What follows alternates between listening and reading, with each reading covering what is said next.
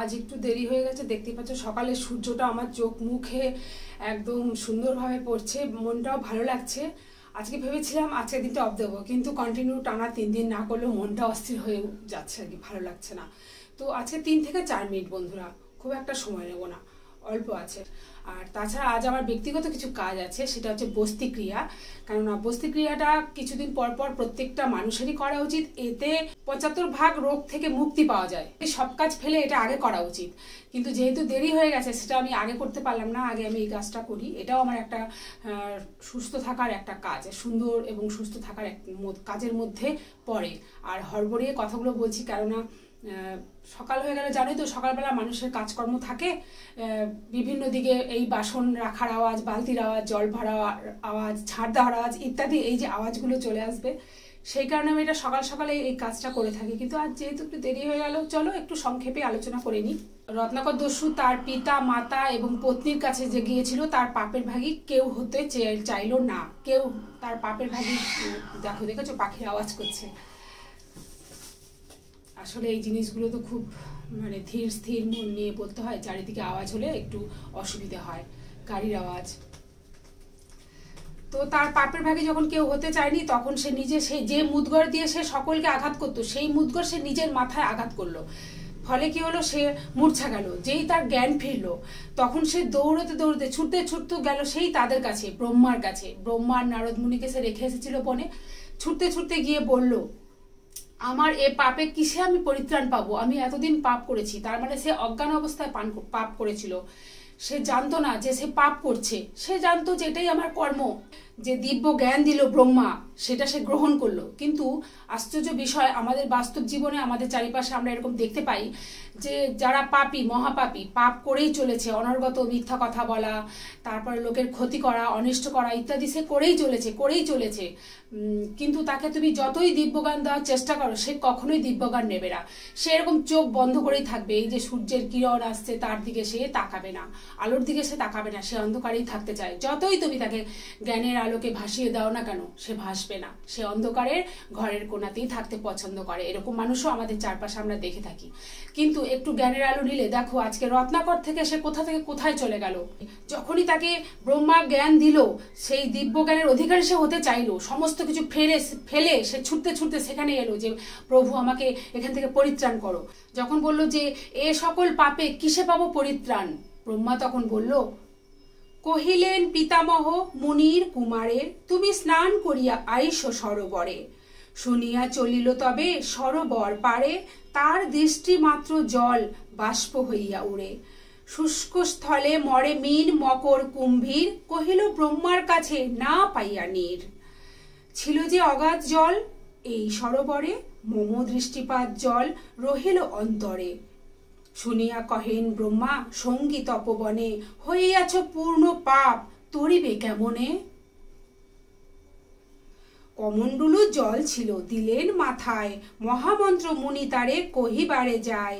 নিকটে আসিয়া ব্রহ্মা কহে তার কানে, একবার রাম নাম বলরে বদনে।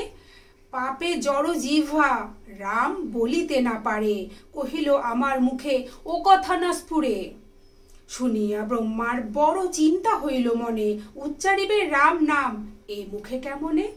মকার কহিলে আগে, রা কহিলে শেষে, তবে বা পাপীর মুখে রাম নাম আসে। ব্রহ্মা বলিলেন তারে উপায় চিন্তিয়া, মনুষ্য মরিলে বাপু ডাকো কি বলিয়া। শুনিয়া ব্রহ্মার কথা বলে রত্নাকর, মৃত মনুষ্যেরে মরা বলে সব নর। মরা নয়, মরা যদি জপ অবিরাম, তব মুখে বাহিরিবে তবে রাম নাম।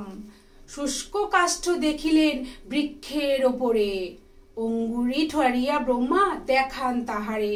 বহুক্ষণে রত্নাকর করি অনুমান, বলিল অনেক কষ্টে মরা কাষ্ঠ খান। মরা মরা বলিতে আইল রাম নাম, পাইল সকল পাপে দস্যু পরিত্রাণ। তুলা রাশি যেমন অগ্নিতে ভস্ম হয়, একবার রাম নামে সর্বপাপ ক্ষয়। রত্নাকর তুল্যপাপী তখন না ছিল, রাম নাম উচ্চারণে পাপ মুক্ত হইল। রাম নামের মহিমা দেখি ব্রহ্মার তরাস, আদি কাণ্ড গাইল পণ্ডিত কৃতবাস। তো বন্ধুরা, এটুকুই ছিল। তার মানে হচ্ছে, যখন সে ব্রহ্মার কাছে বলল যে প্রভু আমাকে এখান থেকে পরিত্রাণ দাও, তখন ব্রহ্মা তাকে বললো ঠিক আছে তুমি সরোবরে স্নান করে এসো। আশ্চর্য বিষয়, সরোবরে সে যখন স্নান করতে নামলো সকল জল বাষ্প হয়ে উড়ে গেল। তখন সে ছুটতে ছুটতে আবার ব্রহ্মার কাছে এলো, প্রভু জল তো ছিল ভর্তি জল, আমি নামা মাত্রই সমস্ত জল চলে গেল। তখন বললো তুমি এতটাই পাপ করেছো, ঠিক আছে। তার কমণ্ডলুর জল ছিল, কমণ্ডলু থেকে সে জল ছিটিয়ে দিল। তারপরে বললো ঠিক আছে তুমি এবার রাম নাম জপ করো। কিন্তু এতটাই সে পাপ করেছে যে রাম নাম তার মুখে উচ্চারণ হচ্ছে না। তখন ব্রহ্মা ভারী বিপদে পড়লেন। ব্রহ্মা বললেন তাহলে উনি গাছের ওপরে দিয়ে তাকিয়ে বললেন, একটা মরা কাঠ দেখলেন। বললেন আচ্ছা ওই কাঠটার নাম কি, ওই কাঠটাকে কি কাঠ বলা হয়? তখন সে বলল, সেটাও সে বলতে পারছে না। অনেক চিন্তা ভাবনা করার পর তখন সে বলল যে ওটা তো মরা কাষ্ঠ। তখন বলছে এই তো, ওইভাবে মরা কাষ্ঠ মরা মরা বলতে বলতে সে রাম নাম তার মুখে উচ্চারিত হলো, সে উদ্ধার হলো। এরপরে আমরা পরে যে পরবর্তী পর্বে দেখব যে ব্রহ্মা কর্তৃক রত্নাকরের বাল্মীকি নাম এবং রামায়ণ রচনাকরণের বরদান। মানে এই রত্নাকর দস্যু যে বাল্মীকি মুনি হয়েছিলেন, সেটা তার সেই নামটা সে প্রাপ্ত হবে এবং রামায়ণ রচনা করবে, তার যে বরদান করবে ব্রহ্মা এর পরবর্তী পর্বে। তাহলে বন্ধুরা সবাই তোমরা খুব ভালো থাকবে। আজকে মানে অনেক সংক্ষেপে আমি এটা বর্ণনা করলাম, কেননা আজকে আমায় বস্তিক্রিয়া করতে হবে। সবার আগে নিজেকে সুস্থ থাকতে হবে। নিজে যদি সুস্থ থাকি তাহলে আমার চারিপাশে সবাইকে আমি সুস্থ রাখতে পারবো, এটাই আমার ধারণা। এটাই বোধহয় সকলের সর্বাগ্রে এটা করা উচিত। তবুও যেহেতু এটা আমার একটা কর্মের মধ্যে আমি নিয়েছি, সকালবেলা এই পবিত্র রামায়ণ পাঠ করলে শরীর মন সব কিছু ভালো থাকে, জ্ঞানের প্রকাশ হয়। সেই কারণে সকালে আমি এটা আমার প্রতিদিনের রুটিনের মধ্যে রাখার চেষ্টা করব।